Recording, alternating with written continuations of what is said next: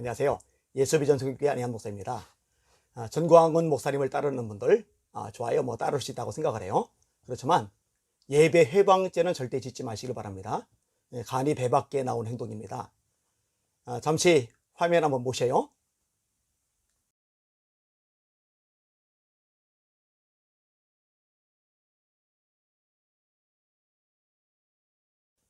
화면 보셨죠? 이게 뭐냐? 저희가 예배를 드리는데 실시간 채팅으로 막말을 쓰는 거예요. 욕설 다는 거예요. 예배를 회방하는 거예요. 이게 어떻게 가능할까? 전혀 납득이 가지를 않아요. 간이 배 밖에 나온 거죠. 이게 예수 믿는 사람 아닙니다. 절대로 구원받은 하나님의 백성일 수가 없습니다.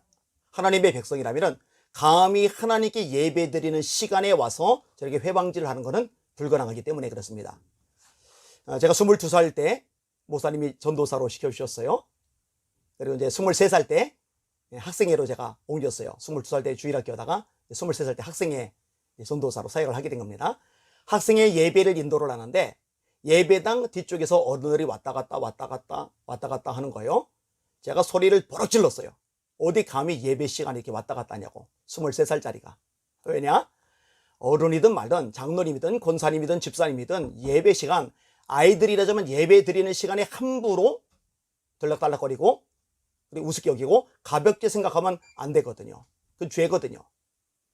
어쨌든 제가 그렇게 하고 나서 그 다음부터 예배 시간에 들락달락거리고 회방하고 시끄럽게 만들고 이런 어른들이 한 명도 없었습니다. 정말 감사한 일이 아닐 수가 없습니다. 저희 교회가 코로나19 상황에도 예배를 계속 드렸어요.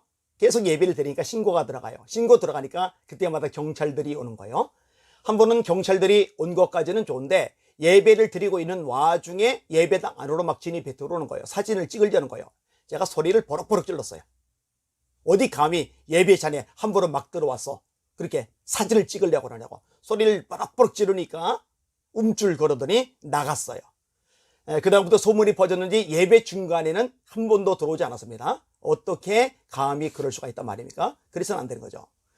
예전에 심화범 목사님에 대해서 전광훈 목사님 쪽 공격이 거셀 때 심화범 목사님께서 예배를 드리는데 그 실시간 댓글에 악성 댓글 욕설들이 얼마나 많이 달리는지 이거는 전광훈 목사님이 책임을 져야 됩니다. 아무리 감정이 부딪혀도 아무리 상황이 서로 관계가 악화가 되었어도 적어도 예배를 드리는 시간에 그런 식으로 많은 사람들이 가서 악성 댓글을 한다. 이거는 진짜 간이 배 밖에 나온 거예요. 하나님 두려운 줄 모르는 거예요. 예수 믿는 사람 아닙니다. 심판받을 짓을 자처하는 겁니다. 제가 성경 읽다가요, 하나님이 예배에 관해서 굉장히 예민하시구나 하는 걸 깨달았어요. 여러분 레위기 보면은 전부 다 제사죠. 예배, 번제, 속죄제, 속건제, 화목제, 소제. 화목제는 서원제, 낙헌제, 감사제 이런 제사들 있잖아요. 아론의 두 아들인 나답과 아비후가 다른 불을 들이다가 하나님께 벌을 받아 죽어요. 아니 그까지 다른 불 좀 드리면 안 돼요? 왜 안 됩니다. 하나님이 예배를 중요히 여기기 때문입니다. 그래 하나님이 원하시는 방법대로 예배를 드려야 되기 때문입니다. 그러니까 함부로 손댄 대가를 아주 무섭게 치러야만 했습니다. 엘리의 두 아들 홈리와 비나스가 하나님께 드리는 예배를 짓밟다가 망했죠. 집안이 완전히 심판을 받았죠. 여러분 성경에 보세요. 하나님이 가인과 그 제사는 연락하지 않으세요. 아벨과 그 제사는 연락하세요. 사람과 예배가 아주 밀접하게 연결이 되어져 있습니다. 여러분 사울 왕이 버림받는 첫 번째 원인이 뭐였습니까? 사무엘이 올 때까지 기다리라고 그랬는데 사무엘은 안 오지, 백성들은 흩어지지, 블레셋은 임박해왔지. 그러니까 인간적인 수단과 방법을 쓰는 거예요. 하나님의 방법은 뭐예요? 반드시 구약에는 제사장들을 통해서 예배가 진행이 되어야 돼요. 사울이 왕이랍시고 자기가 예배를 드린 거예요. 이 일 때문에 사울이 하나님께 버림을 받아요. 두 번째 기회가 한번 주어지죠. 아말렉 진멸하는 거. 이 일에 순종하지 않은 것 때문에 결정적으로 버림을 받아요. 이만큼 예배는 두려운 겁니다. 여러분 남유다 왕 중에 우시야라고 있어요. 다른 이름은 아샤랴입니다. 유대의 땅을 부강하게 만들었어요. 그러다 보니까 교만해진 거예요. 왕으로 못 해본 게 없어요. 다 해봤단 말이에요. 그런데 분양은 못 해본 거예요. 제사장이 하는 거. 예배와 관련된 부분입니다. 성전에 겁없이 들어간 거예요. 분향을 드리려 하는 거예요. 제사장들이 가로막죠. 그러니까 화를 내요. 적반하장이죠. 감히 왕인 자신을 막는다고 화를 내는데, 화를 내는 우시아의 이마에 문둥병이 생깁니다. 원래 문둥병은 잠복기간을 거치고 서서히 이 문둥병이 외부로 표출이 되어야 되는 거예요. 그런데 하나님의 진노가 얼마나 무서운지 곧바로 이 문둥병이 돋아버린 거예요. 그래서 겁을 먹고 돌아가지만 이미 시간이 늦어졌어요. 나병이 문둥병이 돋습니다. 온몸에 퍼집니다.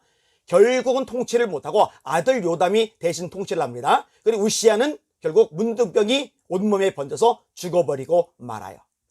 여러분, 구약 가장 마지막에 성경이 말라기입니다. 그 말라기의 1장의 내용이 무엇이죠? 예배에 관련된 내용입니다. 내 이름을 멸시하는 제사장들이래요. 이 제사장들이 하나님께 드리는 예배를 멸시했대요.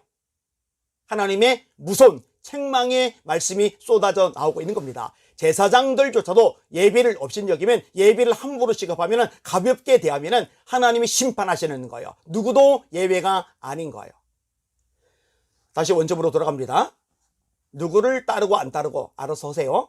그러나 적어도 예배를 드릴 때, 예배를 드리는 그 시간에 실시간 채팅 들어가서 악플을 쓰는 사람들, 심판받을 무서운 짓을 저지르고 있다는 거 깨달으시길 바랍니다. 여러분, 이거는요, 서로 성향이 다르기 때문에, 아니면 지금 충돌 상황이기 때문에, 아니면 지금 갈등 상황이기 때문에 그러는 게 아니에요. 그리고 저는요, 지금 뭐 갈등 상황이다, 충돌 상황이다, 이런 생각도 없어요. 미운 마음도 없고요, 열받지도 않아요. 그냥 안쓰러워요.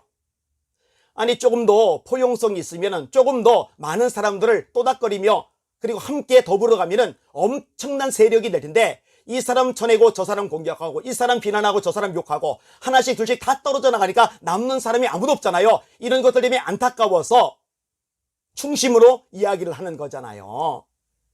말리는 신우이 역할 할 생각 손톱만 건도 없어요. 제가 뭐하러 그런 짓을 합니까? 시간이 남아둡니까? 그런데 유익을 위해서 이야기하는 거예요. 그리고 한국교회가 이런 식으로 하면 안 된다고 판단이 되기 때문에 목소리를 내는 겁니다. 그런데 좋아요. 뭐 다른 때 실시간 댓글로 글 올릴 수 있다고 쳐요. 좋아요. 다른 때 댓글로 얼마든지 자기 목소리 낼 수 있다 쳐요. 그러나 적어도 예배 드릴 때는 두렵고 떨림으로 반응하셔야 돼요. 큰일 날 짓 하지 마세요. 분명히 경고합니다. 하나님이 예배에 함부로 손대는 사람에 대해서는 절대로 그냥 넘어가시는 법이 없습니다. 함부로 했던 사람들은 철저하게 회개하시고 하나님을 두려워하시고 예배에 대해서 조심하실 수 있기를 주님의 이름으로 부탁을 드립니다. 날마다 주님 바라보고 주님 말씀에 순종하는 저와 여러분들 되기를 바랍니다. 주님의 이름으로 전진하고 승리합시다. 할렐루야.